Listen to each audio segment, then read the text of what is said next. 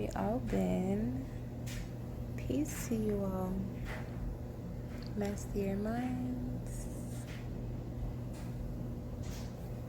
So, don't know about you guys, but yesterday was my first earthquake I've ever experienced. I am living in Charlotte, North Carolina. I have never experienced an earthquake before. That was the first time I've ever experienced an earthquake in my life, and I've been here majority of my life since I was a little girl. So yeah, what I want to do is talk about my experience of it and what happened after, because afterwards I did some research and I just want to share the information that I found. So first we'll discuss the experience of my first earthquake. Sunday, August 9th around 8:09 a.m. And I checked the time afterwards and it was 8:10. So I think it occurred around 8:08, 8:09. I looked it up and it said it occurred at 8:07 in Sparta, North Carolina. We'll get to that. But when I checked the time, it was about 8:10 after I sat there and processed it for a minute, and I was still like, I still feel the aftershock. So yeah. Sunday, August 9th, 2020, around 8:09 a.m., I experienced an earthquake for the first time in my life. There was a pre-shock wave, the actual earthquake, and then an aftershock wave. So I was asleep when it first started, and I felt something lightly shaking the bed. My feet were lightly trembling as if someone was shaking their foot. So I'm still half asleep and I'm mentally registering this. I haven't opened my eyes, so I think maybe I'm still dreaming or I'm just tripping. However, the shaking continues, which is waking me up, and I'm not shaking my foot. So I began to get a little worried, but not too alarmed, because I still haven't opened my eyes and I'm still laying there thinking of what it could be, or maybe that I'm tripping and still half asleep and this is just a dream. Until moments later, the shaking started getting harder and harder and harder, and then I jumped up like, what the? Because when I jumped up, it wasn't just my feet shaking anymore. It wasn't just my feet moving. My whole entire king-size bed frame was shaking. I looked up and the ceiling fan was shaking, and it's not even on. The walls were swaying left and right. My entire building moved, and this building is made of brick. Everything inside my entire apartment was rattling. I'm glad that we survived it, because someone closer to it may not have. I was so stunned afterward, I couldn't even go back to sleep. Which reminds me, after the large shake, which lasted a little under maybe 10 seconds, and that 10 seconds was not including that pre-shock wave where it was lightly trembling my feet for, it was probably maybe like less than 30 seconds. So that little 30-second trembling, then the 10-second big hard earthquake. And then like afterwards, I remember saying, I still feel it. Like there was still, when the large wave died down, it didn't go away completely immediately. A small wave lingered for quite some time, for what felt like an entire minute, 60 seconds. It just went back to that light tremble where it was only shaking my foot. And I remember thinking, wow, you would have thought it would have completely been gone by now, because the big earthquake finished almost about a minute or two ago, and you can still feel it trembling. So, and keep in mind, I live on the 3rd floor. It was so shocking that I just laid there stunned for minutes. It was cool to have experienced and lived, but not cool because it's pretty dangerous. Buildings could have collapsed on millions of people, destroying lives and homes. These are families and places of residence. So then questions started popping up in my head, and I started looking for answers. And my initial question was, what was that caused that earthquake today? So that was my initial question. What caused that earthquake today? And Google is user-friendly, guys. Seriously.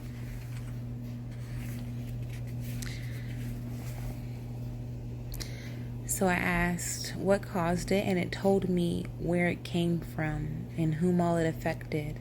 They said it originated and occurred in Sparta, North Carolina, and rippled out to other states as far as Tennessee. And I'm like, okay, that's pretty far, but why? What or who caused it? People just get the general information and say, oh, well, okay. They're satisfied with that. I dig deeper. I have questions. Tell me why, though. Because it matters. It always does.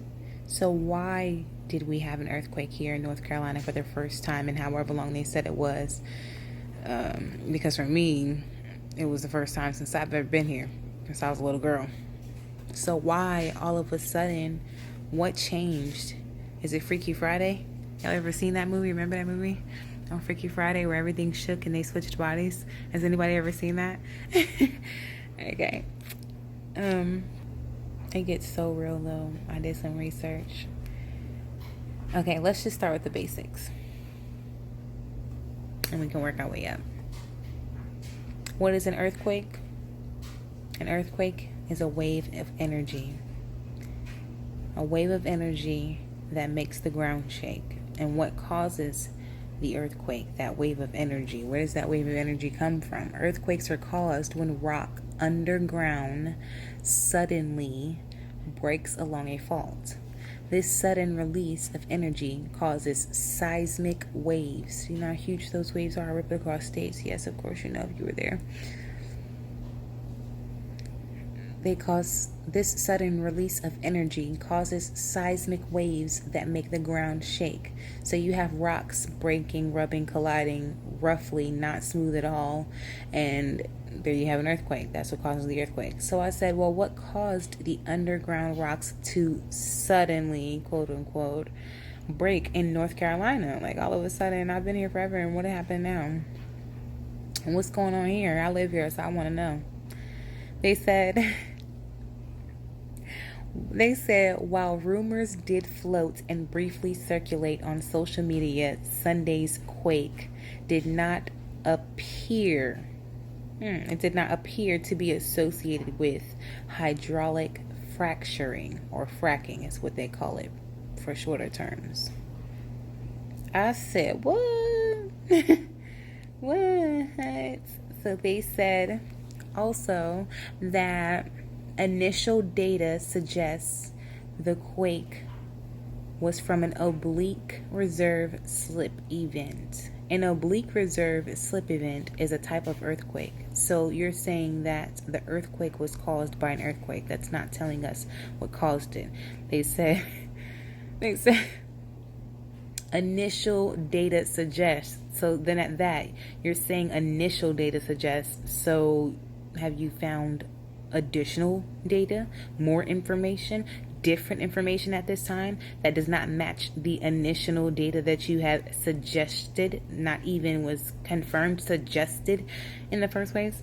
So I mean, they're saying that initial data, which means they found more, suggested, it's not confirmed, it was just suggested, they were saying that earthquake was caused by an oblique reserve slip event. An oblique reserve slip event is an earthquake. So you can't say an earthquake was caused by an earthquake. What happened? What caused that earthquake? You're not giving us enough information. So then they said, even though there were rumors about it being from fracking, it does not appear to be associated with that. Right. It does not appear to be. Either it is or it isn't. Oh, even though there are rumors that it's from this, it's not from that. It does not appear to be from that. Okay. So I said, you know what? Let me do some more research. What is hydraulic fracturing or fracking. This thing that they're saying that they, it doesn't appear to be this. It's a normal earthquake, but they're not telling us what caused it, and they're saying it's not this. So I looked it up. I'm like, well, what is this fracking or hydraulic fracturing? Because if this is what caused the earthquake, this sudden earthquake that came out of nowhere, I want to know more about it.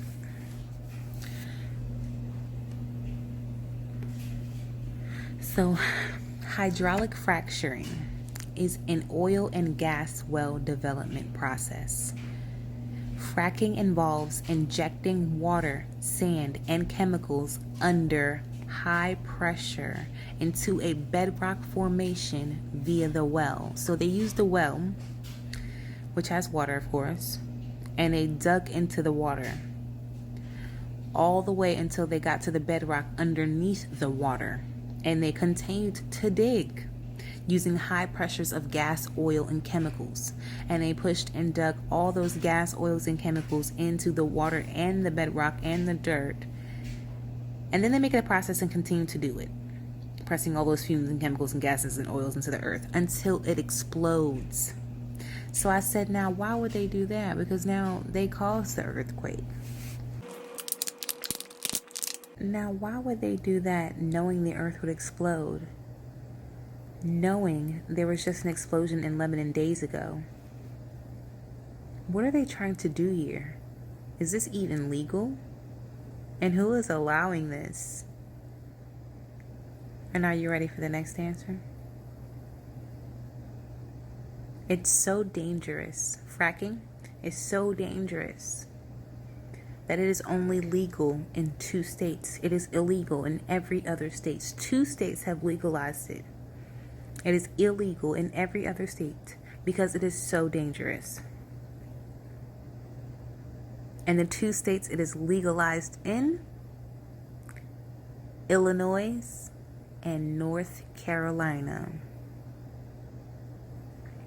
It is illegal in every other state because it is dangerous.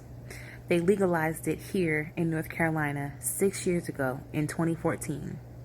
They were probably and most likely already doing it before it was legalized. Studies recommend that a state sets a 2,000-foot distance from any well. So you stay 2,000 feet from any well. States are supposed to set that distance. Not so sure if they have. Not sure how many people were harmed in Sparta, but you are supposed to have a 2,000-foot state distance from the well. Nobody should be within that distance of any well. So I'm like, well, why would they do this? Why would they even want to do fracking? What are they benefiting from it? Like, what are they getting out of this? Because all I see is negative. It's going to cause an earthquake and people to lose homes and lives. So, pros and cons to fracking. Fracking increases economic activity, employment, housing prices, and income. And that's the pros. The cons are that it brings more truck traffic. It increases crime. And it increases potential health impacts due to air and water pollution. No, excuse me. They say possibly due to air and water pollution. It's definitely due to air and water pollution with all those gas, oils, and fumes. What do you mean possibly? Always possibly appears not to be. Look at the wording. Like,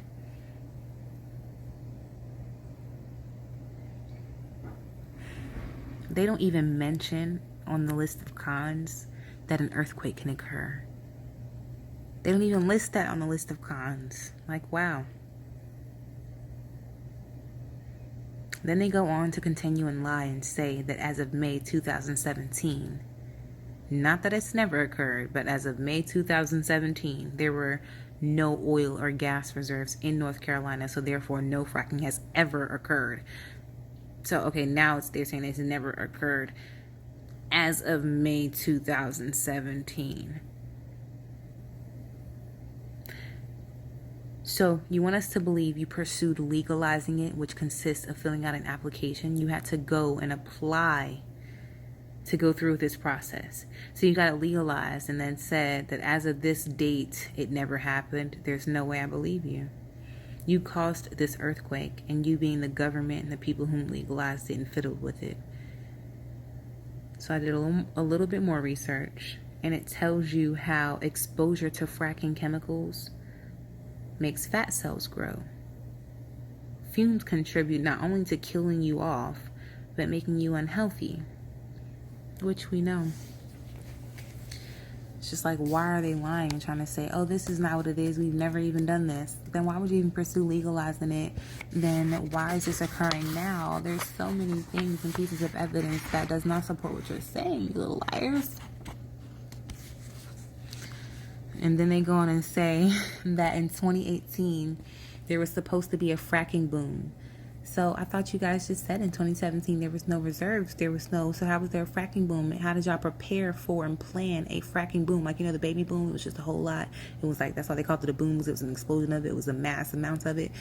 Like, that's what they was going to do with the fracking, the hydraulic fracturing. They was going to put oil and gas and fumes and all this stuff in a whole bunch of wells just so they can have some more, like, economic activity going on and higher jobs and incomes and places to live and stuff like that. Like, but it was causing earth to break down and these plates to split and people to die and lose their homes and lives and families and places of residence. And so, okay. So there was supposed to be a fracking boom in 2018, just 2 years ago, when the year before in 2017 they said it never occurred, when they just legalized in 2014. Anyway, there was supposed to be a fracking boom in 2018, but it never happened because the governor doesn't support fracking. So they said there was supposed to be a fracking boom in 2018, but again, it never occurred. Here's something else they said was supposed to happen, but it never occurred. Then why do we have this earthquake? Because the governor doesn't support fracking. He doesn't support fracking, but planned a fracking boom. Then all of a sudden it never happened. To the people's knowledge, maybe it never happened, sure. You wouldn't have gotten it legalized if you weren't going to make use of it. However, knowing the damage it could cause, why would you still pursue it? That is my question. Knowing what it can do, why would you still try to get it legalized? For greed and money? What about the lives it will destroy in the end? Did you think about that? Or did you already plan that through too? And all of this occurring at this time, like the COVID-19 worldwide spread, Lebanon explosion, North Carolina earthquake, all of this to distract us from crazy things going on, like politics. Trump is trying to have himself stay in office by default because nobody's able to vote, or because he's using voter suppression, all types of different ways to suppress people from voting. Even people who are able to don't even want to.